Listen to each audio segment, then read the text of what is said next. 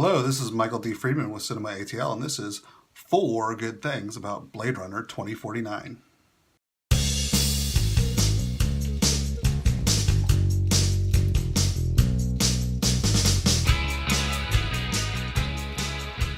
Number 1, the cinematography.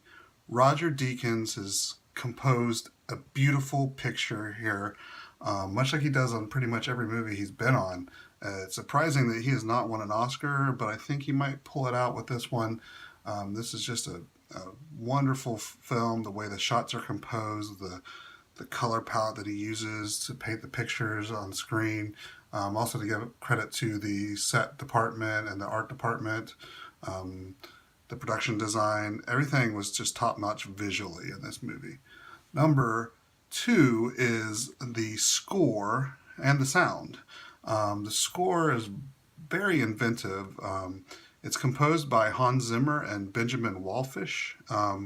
You might know Hans Zimmer from Dunkirk, and as well as many other things that he's done before, but he might actually be competing against himself again for an Oscar, as this was a very inventive score. Uses a lot of deep tones, a lot of rumbling sounds. It really melds in with the environment of the movie, using music as kind of a way to set tone and a way to set location. The score is just, it's interesting. I don't know if it would be something that you'd want to listen to on a regular basis, but it really does impact the film in a major way, and it's just really kind of groundbreaking in that way. I also have to give credit to the sound department and the sound mixer for making sure that this movie just sounded just as good as it looked. Number 3, I'm going to have to say, is Sylvia Hoeks, or Hoeks. I don't really know how you pronounce her name. She's actually a Dutch actress. So I haven't really seen much of her before, but she plays the character of Love in this film.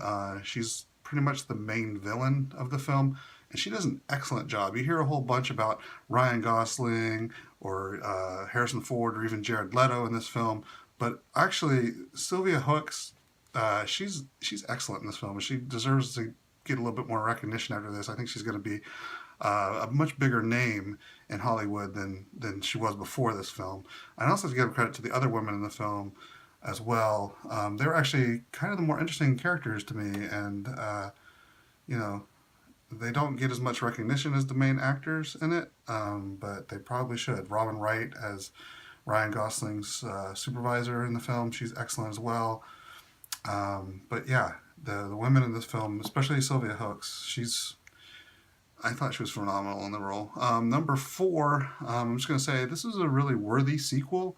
It was kind of debatable whether they should make a sequel 30 years after the original, whether or not the Blade Runner, it's such a revered film. Do you really need to make a sequel for it? They did a great job with it. It was, what you would expect out of a Blade Runner movie. So overall, that being said, though, I can't really give it the A+ that a lot of other people are giving it. I'm going to have to give it more of a B+. There's a lot of great things about this movie. It looks fantastic. It sounds fantastic. The environments are really cool. The Blade Runner mythos is there. It's just not as exciting as I would like it to be. I realize that the original Blade Runner was kind of slow developing. This is too, but it's just really too long. They really could have trimmed about an hour off this movie easily. It's about 2.5 hours long. It could really be about an hour and a half, and it would have made a much more interesting movie to me. But like I said, it's a gorgeous movie. It looks great. The package just didn't really coalesce and come together for me, so that's why I'm going to only give it a B+ instead of the A+ that a lot of people are raving about. Anyway, that's it for 4 Good Things this time. You can check us out at CinemATL.com.